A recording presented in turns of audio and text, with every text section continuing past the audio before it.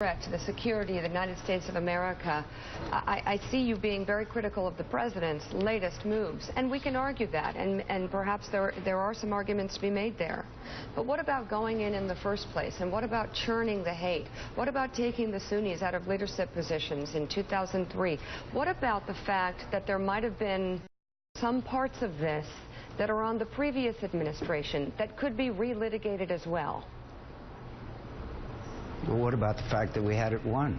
What about the fact that people like me said we've got to fire Rumsfeld, we've got to get the surge going? Yes, we did, finally. And what about the fact that General Petraeus had the conflict won thanks to the surge? And if we'd left the residual force behind that we could have, we would not be facing the crisis we are today. Those are facts. Those are fundamental facts. Now, I expected you and others to blame it on all these different events. The fact is we had the conflict won.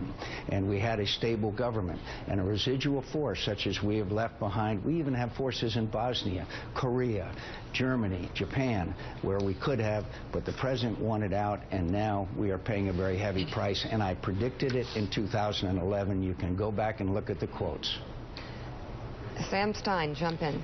Yeah, I just want to nail down what it means to have it won, I guess, because as we were when we were discussing the war, when we were debating the war, I thought the idea was that we would put up an Iraqi government that could be self-sufficient with an Iraqi military that could carry out operations. We spent $25 billion propping up that military, and it folds even despite having much greater numbers than ISIS. So I'm curious, what is the definition of victory? What is the definition of winning? Does it mean having a residual force basically without end date?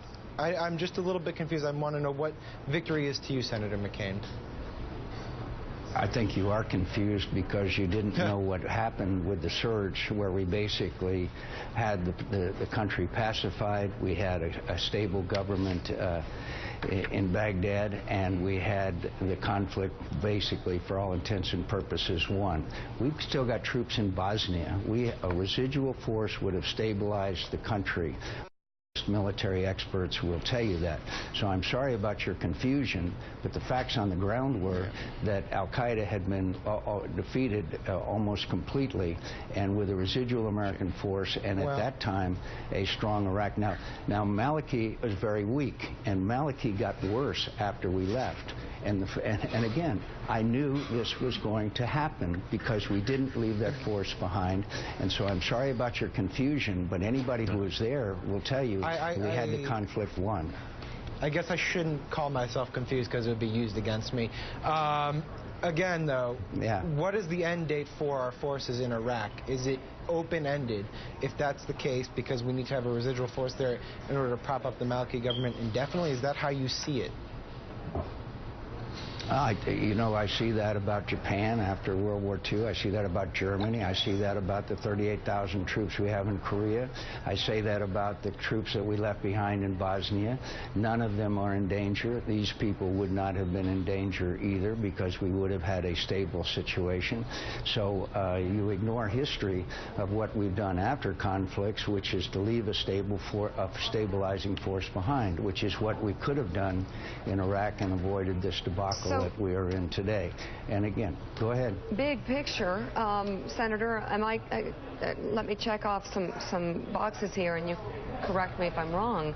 You would have us in Iraq with a stabilizing force that could somehow prevent what's happening there, which is a complete meltdown. Afghanistan, and we would be well into Syria right now as well, correct? Afghanistan? You're going to see the same thing happen in Afghanistan if we don't leave a residual force behind. So we're going to be in Iraq and Afghanistan, and then we're also going into Syria, in your estimate? I mean, I'm just wondering, how long can we do this?